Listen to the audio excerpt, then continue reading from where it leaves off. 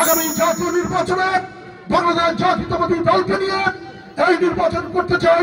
কোন ধরনের কোন বিকল্প, কোন ধরনের কোন জোট, কোন ধরনের কোন ভোট, কোন ধরনের কোন নাট আমরা সঞ্চয় করবো না ইনশাল্লাহ। আপনারা ইতিমধ্যে জেনেছেন জোটের রাজনীতিতে ভাটা পড়েছে বাংলাদেশের কোন জনপদে। জোটের সঙ্গীদেরকে মানুষ ভোট দিতে চায় না। বিভিন্ন জায়গায় সাংবাদিকরা মন্তব্য করেছে জোটকে কোনো আসন ছেড়ে দেওয়া মানে জামাত ইসলামকে ছেড়ে দেওয়া। কারণ জোটের নেতারা বিভিন্ন জনপদে যাচ্ছেন, মানুষের কাছ থেকে তেমন সাড়া পাচ্ছেন না। মানুষ শক্ত গাছের সাথে থাকতে চায়, নরবরে গাছের সাথে থাকতে চায় না, দুর্বল গাছের সাথে থাকতে চায় না।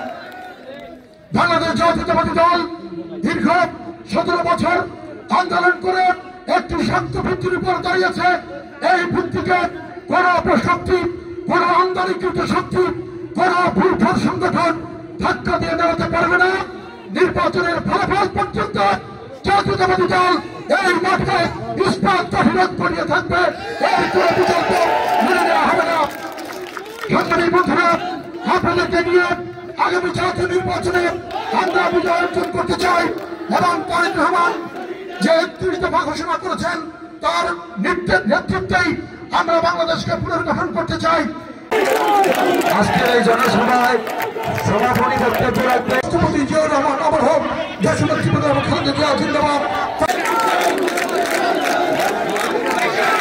বিসমিল্লাহির রহমানির রহিম।